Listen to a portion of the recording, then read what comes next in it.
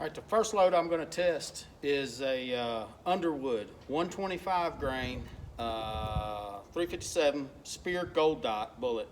They claim 1,700 feet per second. It's probably out of a 16-inch barrel, out of a 6-inch barrel. This is going to be out of a 20-inch barrel.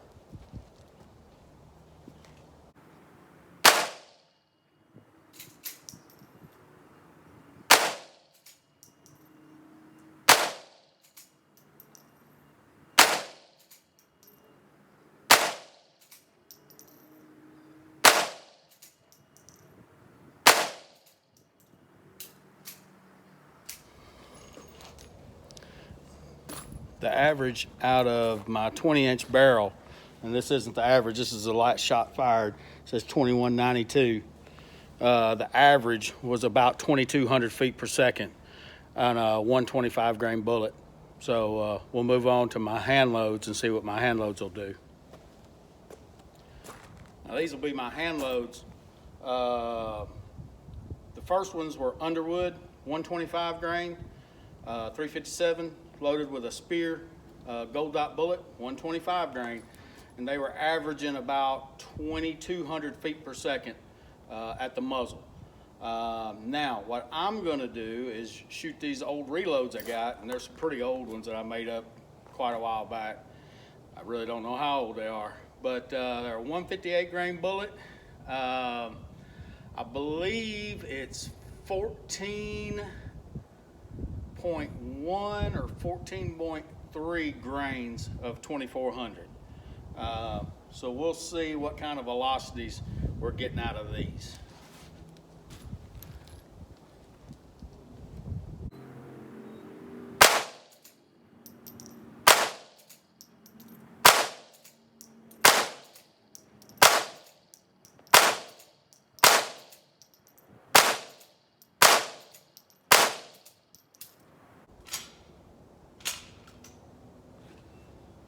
All right, the low was 1750. The high was 1791. That's my last shot, 1752. But on average, I was getting around 1775. They were pretty consistent, except for a couple along the way. But for the most part, they were right hovering around 1775.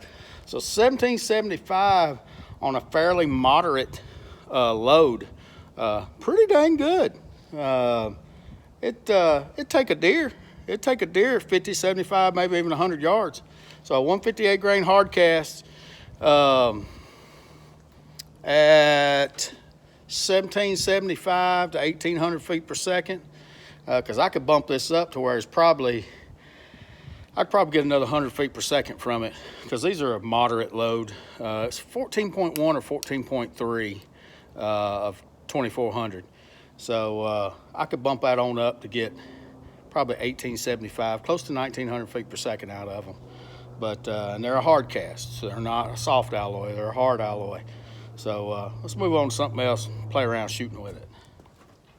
Let's get a chrono reading on the 38 specials.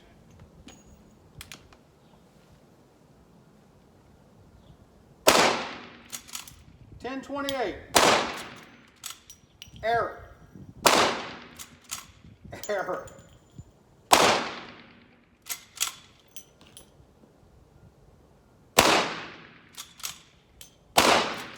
10:34. 10:13. 10:07. 1,000. 105. So you can see I had those loaded pretty light. 158 grains, I was using 231, and it's pretty light stuff, but super enjoyable to shoot. Literally like shooting a 22. Self-defense. Let's make a good little home self-defense gun. If you live in a state you can't have an AR or an AK or any other type of sporting rifle like that, you can have one of these. Let's see. Average, or not average, a large room in a house might be 20 by 20, 20 feet by 20 feet. Let's make it 30 feet from the target with these buckhorn sights and see if I can get several rounds off on target in a quick fashion.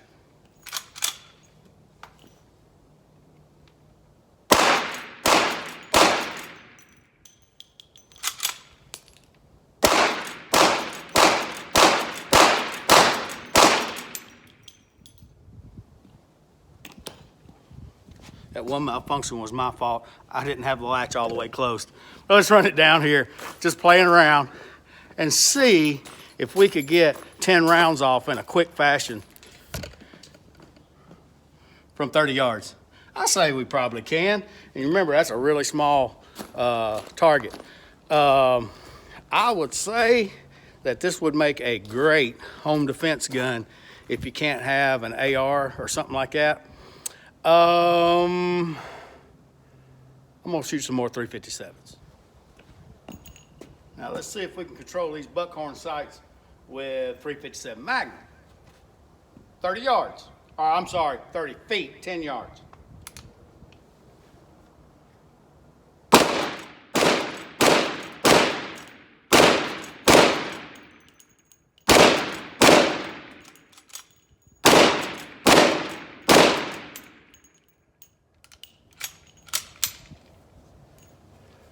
Not bad, not great. I am no expert with a lever gun, but I can tell you, inside a house, I'm gonna make my mark. So, now, I'm used to shooting Marlins more than I am Winchesters. So, hang on a second. I'm used to shooting Marlins more than I am Winchesters. So that, keeping that lever latched all the way up against the tang is kind of throwing me off. But it's something that's easy to rectify with some training. But I didn't buy this for training. I bought it for fun. So let's play around with it a little more.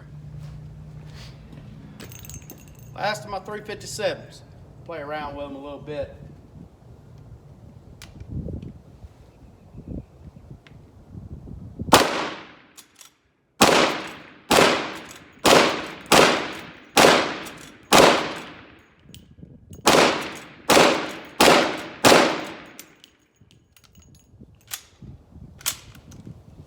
Runs pretty good. All right. Been a while, I know. Hadn't been able to get out to the range to shoot much, but today I wanted to do that video on the Winchester 1873. This was chambered in 357 Magnum, and I also shot it in 38 Special. I'll be honest with you, the only reason I bought this gun, my dad died several years ago, and his favorite guns were Winchester lever actions. And that is the only reason why I bought this gun. I do like Winchesters. I'm better with a Marlin because of the trigger safety. You have to have that lever all the way up on a Winchester before it'll fire. On a Marlin, it just automatically goes up. But I do like the lines of a Winchester. I think they look good. I especially like the lines of the 1873. I think the 1873 is the best looking of all of them. This, even though it's labeled Winchester, it is built in Japan. It's built by Moroku. They are the same people that build the Browning lever actions. They are very, very quality. They've got good quality to them. The wood looks good. The bluing is fantastic. All the bluing matches. Everything on it looks good. The wood fits great. Everything about it screams quality. The action is very smooth. I've heard from several people that they can be slicked up, but I'm gonna leave this one just like it is. I'm not gonna mess with it. Again, this was a really fun gun to shoot. I'm not a rifle expert. I'm not a lever gun expert. I bought this one simply because my dad loved Winchester lever actions. And that is the sole reason why I bought it. Now, you will be able to tell from the chronograph readings that 357 really benefits coming out of a rifle length barrel.